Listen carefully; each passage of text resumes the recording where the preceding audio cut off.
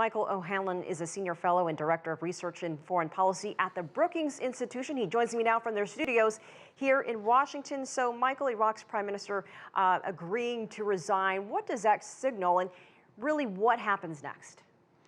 You know, it's in one sense good news, because we don't want to see the opposite form of behavior where an Iraqi leader tries to become a strongman or continues to intensify the use of force against demonstrators. And of course, there have been tragic deaths in Iraq.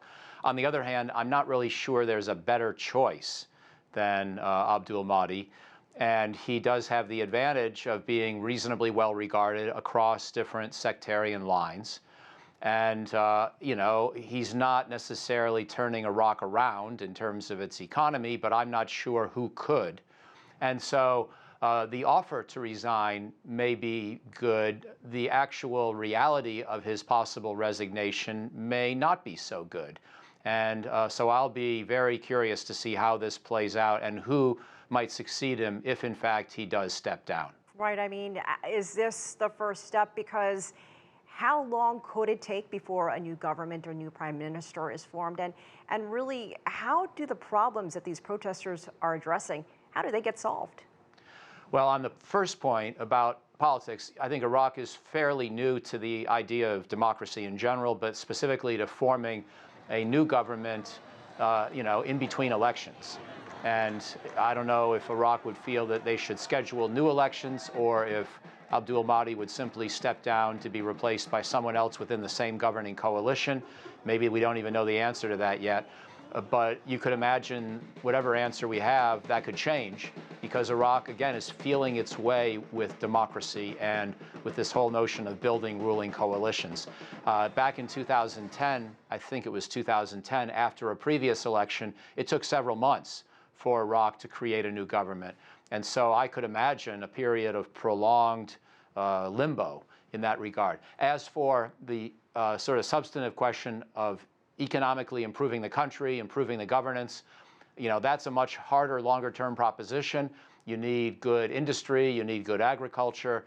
Iraq historically, you know, had a very decrepit sort of Ba'athist party, milking the state and its resources, living off the oil revenue, sort of a classic, you know, corrupt state with a petroleum economy. And yes, there were a lot of jobs in the bureaucracy. Yes, there were a number of employment opportunities, but not really a healthy private sector across most of the country. A lot of small shops, a lot of big oil, but not much in between. So I think it takes a while for Iraq to really build a healthier economy. And I don't know that there is or could be a quick fix. And while we could see some limbo in the structure of government, what do you say to concerns of a possible power vacuum in the country and other concerns about outside forces having an influence on what happens with the leadership there? Well, your concern about power vacuums, or your question about power vacuum, I think is very good, and that's exactly why I'm saying I think it's better that Mahdi offer to resign rather than that he actually resign.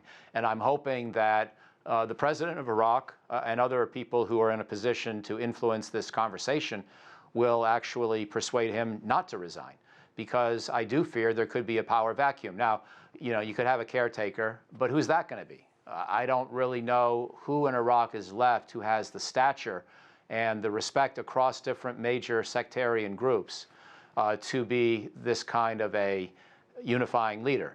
There may be, you know, a Saleh kind of figure is okay as president. Kurds have often provided presidents. We have Sistani as a well-regarded religious leader, but we don't really have, you know, a widely legitimate and popular leader besides Abdul Mahdi. And I think, therefore, it could be a dangerous experiment to try to replace him at this kind of a moment, especially in sort of an unpredicted and unscheduled way when nobody had been really getting prepared to succeed him. So I would rather not see that experiment attempted. All right, Michael OHanlon, thank you so much for joining us from Brookings.